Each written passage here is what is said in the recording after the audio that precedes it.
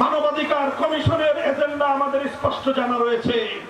তারা পৃথিবীর দেশে দেশে সমকামিতার মতো নির্লজ্জ অশালীনতাকে মানবাধিকারের নামে মানুষের এবং জাতির ধর্মীয় চেতনাকে ভুলুণ্ঠিত করে জাতির কাঁধে সমকামিতার মতো অভিশাপ চাপিয়ে দেওয়ার এজেন্ডা নিয়ে সারা দুনিয়ায় কাজ করছে। আমরা বলে দিতে চাই, যদি আমার বাংলাদেশের ইসলামী ঐতিহ্য, এদেশের ধর্ম বর্ণ নির্বিশেষে সকল জাতি এবং ধর্মের মানুষের ঐতিহ্য ধর্মীয় চেতনাকে অসম্মান জানিয়ে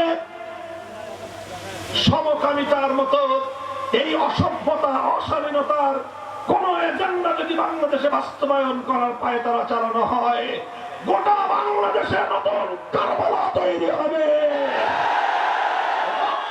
জীবন দিয়ে আমরা আমাদের আগামী প্রজন্মের ঈমান এবং দেশের স্বাধীনতাকে রক্ষা করব ইনশাআল্লাহ।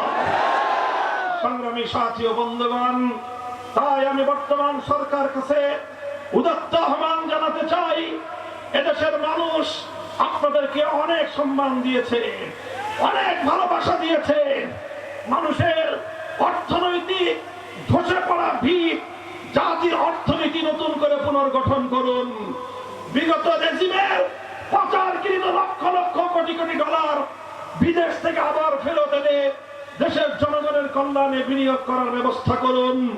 বাংলাদেশের স্বার্থ পরিপন্থী যে সকল চুক্তি বিগত সরকার করেছে, সেই রাষ্ট্রীয় চুক্তিগুলোকে বাতিল করে মাথা উঁচু করে বাংলাদেশের মানুষ এবং এই দেশ যেন আবার বিশ্ব দরবারে দাঁড়াতে পারে, সেই সকল এজেন্ডা বাস্তবায়ন করুন। দেশের স্বাধীনতাকে বিকিয়ে দিয়ে দেশের কৃষ্টি কালচার, জাতির চিন্তা চেতনা, তাদের ধর্মীয় ঐতিহ্যকে সওদা করে বাংলাদেশে কোন এনজিওদের এজেন্ডা বাস্তবায়ন করতে দেওয়া হবে না ইনশাআল্লাহ।